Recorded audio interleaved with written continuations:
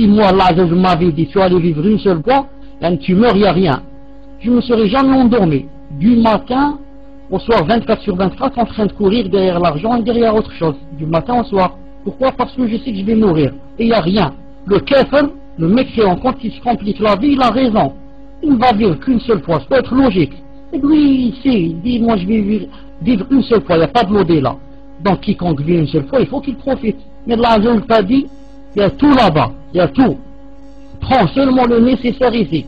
Ne prends pas cette vie comme paradis.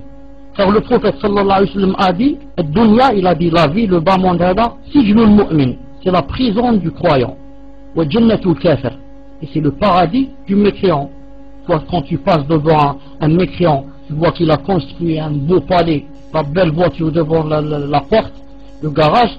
Si tu es un vrai croyant, il faut que tu dises, au lieu de l'envier, tu dises, Adam Miskin, c'est un pauvre celui-là, il n'a que cela. Juste il va terminer 10, 20, 30 ans, il va mourir, il n'y a rien. Donc il a raison, laisse-le profiter et bâtir des étages et des étages parce qu'il n'a rien.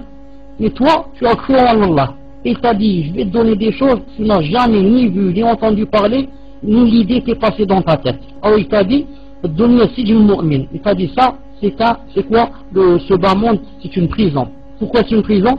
Parce que beaucoup de choses sont interdites. Toutes les tentations sont loin, sauf les tentations de halal, avec ta femme, avec Kada. L'autre, le kafir, il est libre, il te dit, moi je fais tout, j'ai pas de haram, j'ai pas de Coran, j'ai pas de sunna, il te dit même, alhamdoulilah. Moi, alhamdoulilah, j'ai rien, je suis pas conditionné, je fais ce que je veux, je suis libre. C'est pour ça que certains gens disent, moi je rentre pas en islam. Pourquoi? L'islam, c'est chaque seconde, va dire ça c'est haram, ça c'est halal, ça c'est makruh. Moi je veux vivre libre, je veux pas les chaînes, je veux pas les chaînes, je veux faire ce que je veux. On lui dit, tu te trompes beaucoup, et tu t'es trompé 2 grandes fois. La première grande fois où tu t'es trompé, c'est que nous, on est là emprisonnés, juste un bout de temps, ensuite on part à l'endroit où ça s'appelle le paradis.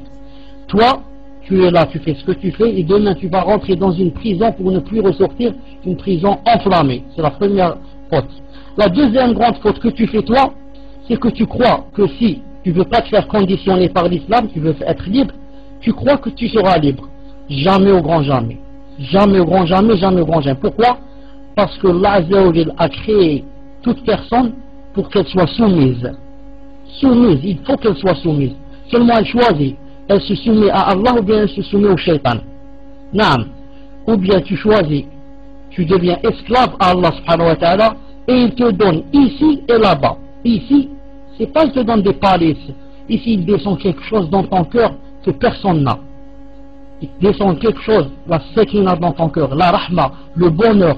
Tu sens quelque chose dans ton cœur que personne ne peut sentir, sauf s'il est croyant, il est pieux. Toi, il te donne ça. L'autre, le café, il ne la lui donne pas. Il le remplit d'argent, dernière minute, il se suicide. Plein d'argent, X, le milliardaire, le richissime, l'américain X, s'est suicidé. Subhanallah, il avait des milliards. Bien sûr, il avait des milliards, mais il n'avait pas dans le cœur quelque chose que Allah fait descendre seulement pour les croyants, pour les aider, pour les patienter, pour les fortifier, afin qu'ils patientent jusqu'à ce qu'ils rencontrent l'Azza.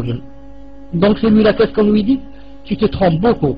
Tu as laissé l'esclavage d'Allah et tu es parti vers l'esclavage du shaitan et l'esclavage de tes passions et de tes désirs et de tes tentations. Nous, au moins, on dit alhamdulillah, je suis fier d'être esclave d'Allah. Je pose ma tête en bas, mon nez. Je pose mon nez en bas, je le remplis de poussière à cause de réjouir Allah subhanahu wa ta'ala. Et toi, tu es l'esclave du shaitan, l'esclave de ton âme. Elle fait de toi ce qu'elle veut. Regarde comment elle t'a rendu sous, ivrogne, drogué. Regarde comment elle t'a rendu. Moi, je suis plus propre que toi, alhamdoulilah. Sans parler de ce qui nous attend. Hein. Donc, les gens qui vous disent, j'aime pas ceci à cause de halal haram, dites-leur, c'est pas vrai. Tu es obligé d'être esclave. Esclave d'Allah, esclave du shaitan. Tu t'es libéré de la soumission à Allah, tu as été soumis au shaitan. Si ce n'est pas le shaitan, c'est quoi? C'est ton âme et tes tentations. Allah Azza wa Jalla a dit dans le Coran, il dit dans le Coran, n'as-tu pas vu celui qui a pris ses tentations et ses passions comme Dieu et il est en train de les suivre.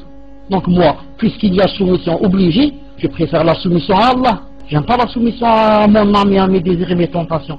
Alhamdulillah, alladhi hadana li hadha wa ma kunna linahtadiya lawla hadana Allah. Vous trouvez des gens en plein désert, milliardaires avec sac au dos, derrière son dos et sa femme ou là, je ne sais pas qui, sa copine ou là avec lui.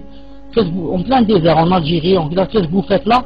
Vous êtes qui? On est des Américains, on est des milliardaires, on est qu'est-ce que vous faites là en plein Tougourt ou là, je ne sais pas. On cherche le bonheur. On cherche le bonheur. Ils croient que le bonheur c'est comme ça, hein? Aller chercher, je ne sais pas, peut-être c'est dans un autre pays, peut-être c'est dans le Sahara, peut-être. Ils se trompent beaucoup. Ils se trompent beaucoup.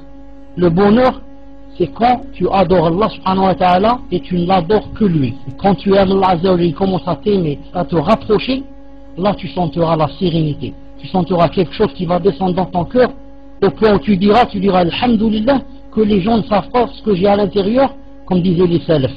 Les salafs, qu'est-ce qu'ils disaient? Ils disaient Alhamdulillah, que les gouvernants qui n'étaient pas bien, que les gouvernants, les injustes ne savent pas ce qu'on a dans le cœur, sinon ils nous auraient fouettés. C'est pour ça que Cheikh l'Islam Ibn Taymiyyah alayhi rahmatullah a dit Allah Azza wa Jal a un paradis dans ce monde.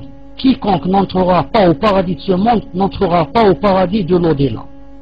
Ils ont dit c'est quoi le paradis d'en bas? Il a dit le cœur. Quiconque ne sent pas dans son cœur une sérénité, une joie, un bonheur, ça veut dire qu'il a des mashakil dans sa croyance.